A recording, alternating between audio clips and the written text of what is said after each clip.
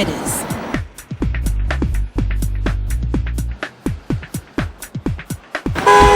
Yeah, it's horrible. Really backed up.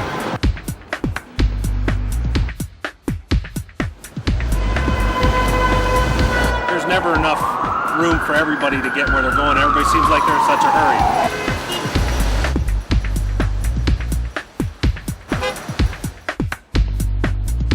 Almost all of the time, I'm fighting for my own space with taxi cabs and other vehicles.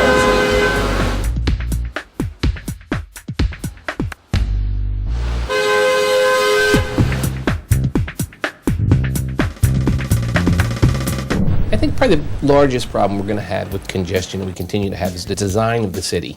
It's 300 years old. 26-foot wide street can carry so many cars. You could take Center City from Spring Garden to Pine, from river to river, and say that at some point during the day, because of the amount of people and vehicles that are in here, that there's congestion problems. It's kind of a positive problem to manage, because certainly if it wasn't congested, that would be a sign that people weren't trying to be in Center City. No question, Center City has blossomed in the past 15 years. 150,000 office workers, 90,000 residents, 10,000 more than a decade ago, more college students, a 40% increase in hotel rooms, and the selection of fine dining restaurants has more than tripled. I didn't really want to live in suburbia, and I wanted to be able to take advantage of all the cultural and restaurants and everything else that Philadelphia had to offer. But success has brought a new set of challenges. The city has not done a good job of coordinating street closures for new construction. It's never been that difficult to get through town as it has been the last 12 months. This past fall, Center City District commissioned Kystra Kolodner and Sam Schwartz Engineering to look at the problem. The fact that people want to be here and that we slow down traffic going down the street at 40 or 50 miles an hour so that we see what's happening around us is a good thing. When you have to sit through 3 traffic lights to get through an intersection, that's a bad thing. The firms focused on Walnut, Sansom, and Chestnut Streets from Broad Street to 23rd. They surveyed major stakeholders about the magnitude of the problem. It's the arteries and the veins that take the blood through this city. When they're clogged up, business stops and people get frustrated and they take their business other places. And the consultants asked those stakeholders what the biggest causes are. Delivery trucks, I think, are a problem. Even if there's a loading zone available, they don't want to use it because they don't want to get double parked in. It's one thing to go around those vehicles if you're driving an automobile. It's another thing if you're driving a 40-foot bus. The parking authority says ticketing alone doesn't help. Some of the delivery companies are paying up to $20,000, $25,000 a month in parking tickets. They've built it in as a cost of doing business. And they aren't the only double parking offenders. People just pull up on the street and throw on the four-way flashers and stop. It seems very arrogant to me that somebody could do that. It only takes a few minutes for a car to be there to cause traffic problems that last for a lot longer than the vehicle was there. Vehicles commonly block the box. As I took my cab ride down here today, probably 5 times, people came through intersections and stopped dead center. At least half the time, that means a bus lane is going to be blocked. I don't think it's a lack of caring for other people. It's truly, there's no repercussion. So I can get away with it. It wasn't always that way. Years ago, there was traffic officers on just about every corner in Philadelphia, with the specific purpose of not blocking the box, keeping intersections open, giving a more free flow to traffic. But dwindling resources and other priorities forced police to redeploy. We do it piecemeal. We respond to traffic problems, especially in Center City, as they occur rather than being proactive. Center City District tested the various modes of travel and found that when traffic is bad, walking across town can be almost as fast as driving or taking the bus. A fact SEPTA bus riders say adds to the frustration. Just all the stop and go and stop and go. You feel like you're on one block for 10 minutes. And the problem can quickly snowball. Because the buses cycle around and go right back into service, there's very little recovery time. And that means that the service in the other direction is running late. Add to that cars circling in search of parking and bicyclists navigating streets and sometimes sidewalks. We're not really respected in the city, so it's hard for us to respect the laws that we're supposed to follow when, we're in danger when we're on the road. Pedestrians contribute to a lot of the problem as well, wanting to cross in the middle of streets where they're not supposed to. The problem has been a long time coming. A 1961 film produced by Channel 10 predicted total gridlock by 1975 and pushed for improvements to public transit to get more cars off the road. But Center City's falling fortunes through the 1970s and 80s deferred the issue until now. You're going to have a lot more gridlock, and you're going to have a lot more frustrated people.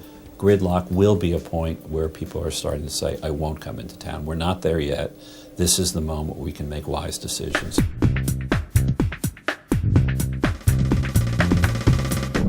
Traffic is one of those pieces that you have to deal with at some point in time. In the suburbs, they try to deal with that up front as part of a development plan. We're 300 years into our development plan, so we need to deal with it today. The study commissioned by Center City District suggests a number of ways to better manage traffic. There used to be an Office of Transportation in the city of Philadelphia. We found that over time that brings focus to transportation issues. Right now, a piece of traffic management's at SEPTA, a piece of traffic management's in the streets department, and another piece is in the police department. Each of the different players views it from our own perspective.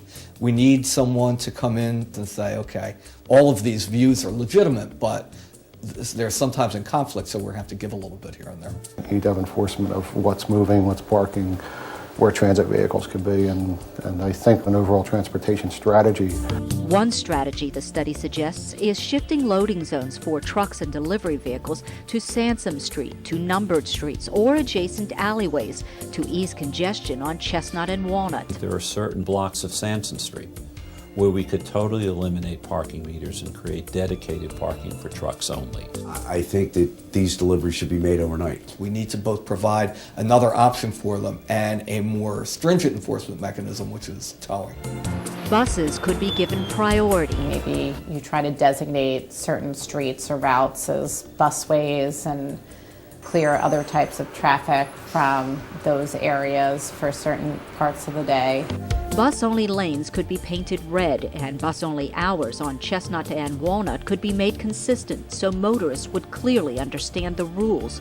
Security cameras and an increased police presence could beef up enforcement. Having maybe a couple of traffic officers in certain intersections at certain times to give people the understanding that there's things that you just can't do because of the impact. Maybe not during peak hours, that same officer could do enforcement in a 4 to 6 block area to hopefully remove some of the blockages. The study recommends a number of ways to make the city more pedestrian-friendly, like giving pedestrians an exclusive walk phase in all directions. Narrowing streets at intersections would shorten crosswalks, and removing parking spaces near corners would improve pedestrian visibility and make it easier for cars to turn. There also needs to be better enforcement and better spaces developed for pedestrian and bicyclists. I don't think there should be extensive bike lanes on every street in the city, but I think we can identify specific streets where it would be appropriate, where it would work. Parking rates could be modified to discourage driving into the city and parking all day. Long-term parking should be more expensive, short-term parking should be less expensive. The city could take advantage of new technology. Get multi-space kiosks on each of the blocks. It makes the blocks look better, gives you more flexibility in terms of pricing and hours and those kinds of things.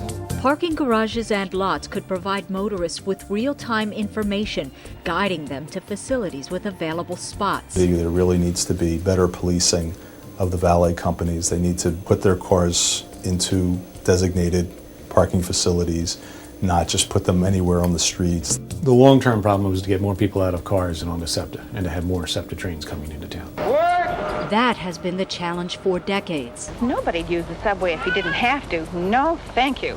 That 1961 film pointed to public transit as the answer, investing in increased and improved service on buses and rail lines. The cost may be high. It may involve total subsidy, but it will be money saved from the inevitable waste of highways alone. Over the years, mass transit funding was cut back along with the frequency of service, but now SEPTA finally has dedicated funding in place. You get more people to take public transit by, number one, providing capacity. You have to provide a welcoming experience to new riders. State and federal capital funding could take the burden off the city's purse. The federal government initiated several funding programs that have made available billions of dollars nationally for cities and regions that can put forward a plan to better manage their congestion. And because we have not had a department or an Office of Transportation that is tracking those federal dollars and coordinating the various pieces and advancing the planning money, a lot of that money's been left on the table.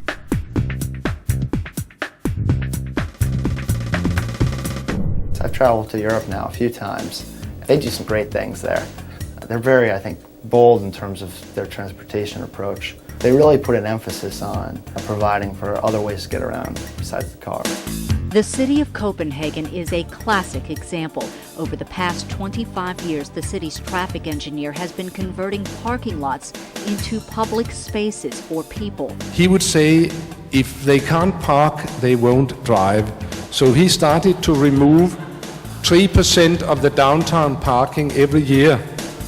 And he also said, if I do it slowly, nobody will notice. At the same time, Copenhagen boosted its mass transit service and added a citywide network of protected bike lanes.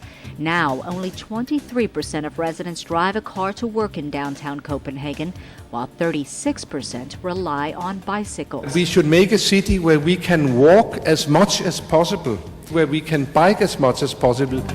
Paris is also dedicating more space to pedestrians, bicycles, and buses. The city is looking to create a system of bus rapid transit lanes, streets whose center lane is dedicated to buses, taxis, and bicyclists. When you ask the people living in the suburbs if they will be okay to leave the cars, they say yes, if you give me good buses, good metro. London introduced a congestion fee, charging drivers £5 to come into the city during peak travel times. While we may not need to do that here, the results are impressive. Congestion is down as a result of that by some 30%, and traffic flows are down 15%, which is a boon to those who must drive. And the success of this has been a modal shift away from car to public transport.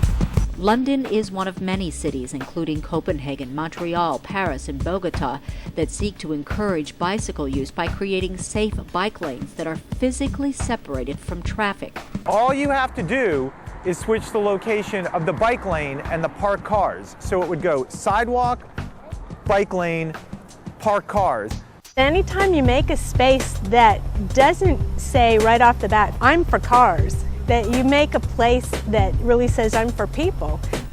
And in Portland, Oregon, the city is welcoming people by building what they call festival streets that can be used for cars and parking, but can also be closed for public gatherings. The city installs traffic islands and speed bumps, so cars are going the same speed as bikes. It's so pleasant afterwards that property values go up, becomes a wonderful thoroughfare for people walking their dogs and jogging.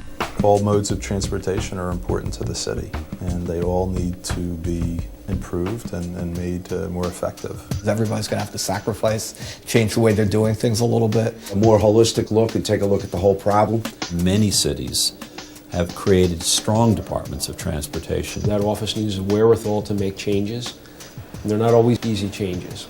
There are so many different agencies and interests. If we were all working together and there was somebody kind of overseeing it, we could see some great improvement in traffic flow in the city. We're lucky in that we have a great infrastructure that enhances our ability to be a very pedestrian and transit-oriented city and region. And so hopefully moving forward, we'll have the right leadership in place to make that happen.